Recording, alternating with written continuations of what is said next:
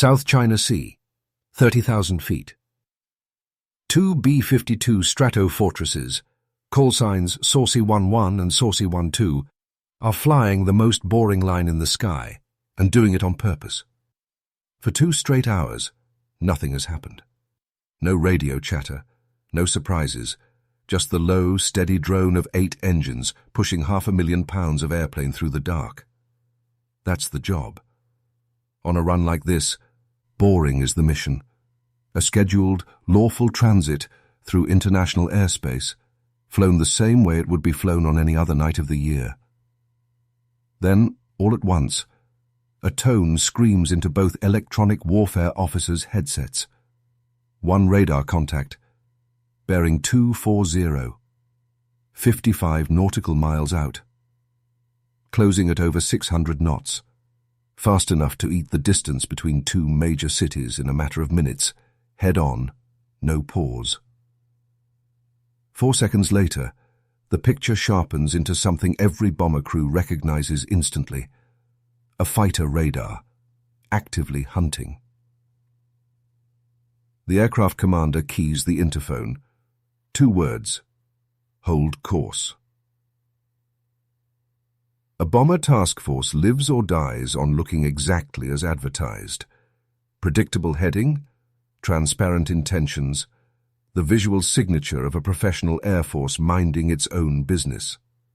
Change course now, and every sensor on the other side reads it as panic. So nobody twitches. 2.5 miles back, flying in trail, the second bomber's crew picks up the same emitter half a beat later. 2 crews, 1 threat. Neither one so much as flinches. That's the plan anyway. It's not going to hold for long.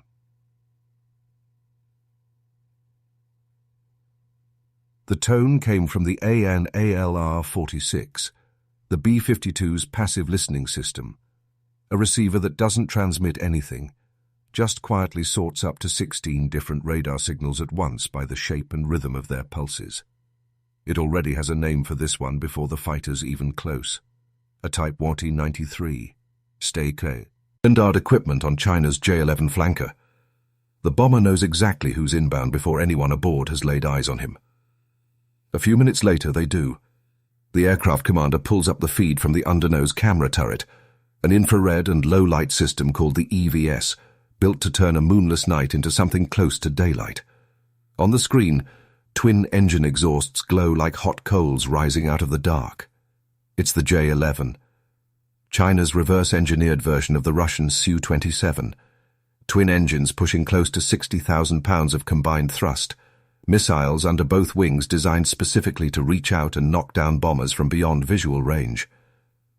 And he's not closing carefully. He's closing like a man with no intention of stopping.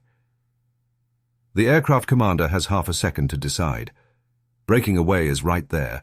Dip a wing, open the gap, and not a single review board on the planet would question the call. He doesn't take it. He holds heading, steady, unchanged. At the last possible instant, the fighter snaps his nose up and crosses 10 feet beneath the bomber's chin, close enough that both flight crews watch his belly fill the windscreen before he's gone. Then the wake hits. A wall of violently churned air slams into the bomber like a fist, rolling it 12 degrees off level before the pilot can wrestle it back. One engine gulps the disturbed air and stalls out. The flight computer automatically chops the fuel, then relights it within seconds. The pilot never stops flying the airplane. The heading needle never moves. And every bit of energy that fighter just threw off, his radar emissions, his transponder squawk, the data burst back to his ground controller, lands in the bomber's recorders, time-stamped to the millisecond. He thinks he just delivered a message. What he actually delivered was intelligence that would have cost a fortune to call it any other way. Instead of peeling off, the fighter climbs back to altitude and tucks in barely 100 feet off the lead bomber's wing. He wants to be seen. He wants to be felt. Above all, he wants the crew rattled. What he doesn't understand is that he's decided this is a one-on-one encounter. It isn't. Behind him, unnoticed, the second bomber has begun closing the distance. Throttles nudged up just a couple of %, drifting forward and inboard a few feet at a time, far too gradual for a pilot whose whole attention is locked on the lead aircraft. Over 90 quiet seconds, it slides from 2.5 miles back into a flanking position half a mile off his other side.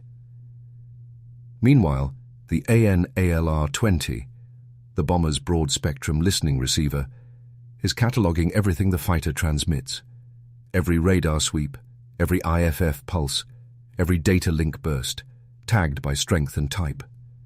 With two bombers now hearing the same signals from two different angles, his exact position resolves down to the meter, the same way two cell towers can pin a phone that neither one alone could locate. He can't so much as shift position without both aircraft measuring the move before he's finished making it. 2 passes in, and he wants more. He drops below the formation, swings wide, then claws back up beneath the lead's rear quarter and dumps a blast of scalding jet exhaust straight into the bomber's inboard intakes. Both left-side engines choke almost simultaneously.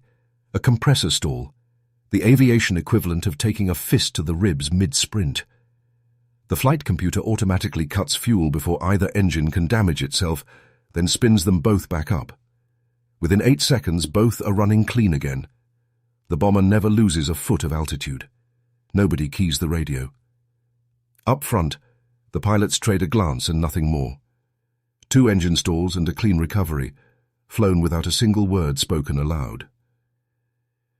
Down at the EW station, a hand rests lightly on the switch that would activate the AN/ALQ-172, the bomber's active jamming suite, a system that's been bending hostile radars off B-52s for decades.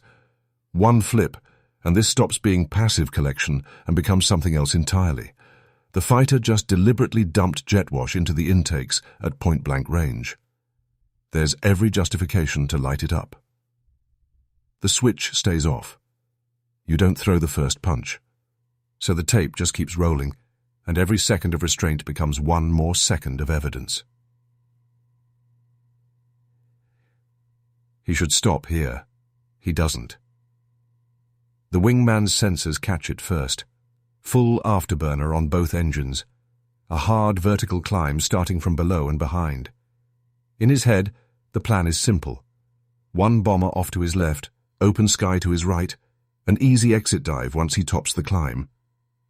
What he doesn't know is that the second bomber is sitting exactly where his exit is supposed to be. He rockets upward between the two aircraft, nose pitched past 30 degrees, burning airspeed faster than he's gaining altitude. Past a certain point in a full afterburner vertical climb, there's no graceful way to bail out, only up, or a stall with nowhere good to fall. Both bombers hold their line without deviation. No correction, no drift, even though every instinct says to edge away from a fighter screaming up through your exact altitude. He crests the climb above 30,000 feet, rolls toward what he's certain is open sky to make his exit, and finds a second B-52, fully lit, less than half a mile off his wing. He reads the geometry in an instant. He's boxed in on both sides, and he committed to this climb seconds ago with no way to take it back. The exit dive he planned runs straight into a bomber he never once tracked. He rolls hard, dives across the wingman's flight path with barely 600 feet of clearance, both engines screaming, and DIST appears into the cloud deck below. Neither bomber breaks formation, neither one so much as adjusts course. He levels off in the weather, and his threat receiver finally falls silent. The B-52s never jammed him, never maneuvered defensively, never gave up a single foot of altitude across 3 separate passes. From the first radar tone to the very last, they flew the exact same straight line they started on. He flies home with a story to tell, and nothing else to show for it. What he doesn't know is everything he left behind. His radar's complete search and track signatures, his engine's full thermal profile at every power setting from cruise to afterburner, his position logged and triangulated from 2 separate angles all night long, an entire evening's worth of secrets, recorded start to finish, sitting quietly on 2 American hard drives. 2 bombers finished their line exactly where it was supposed to end. No detour, no delay, no report of an incident beyond the routine paperwork every crew files after a close intercept. Just 2 aircraft, still on schedule, still on heading, carrying home far more than they ever went looking for.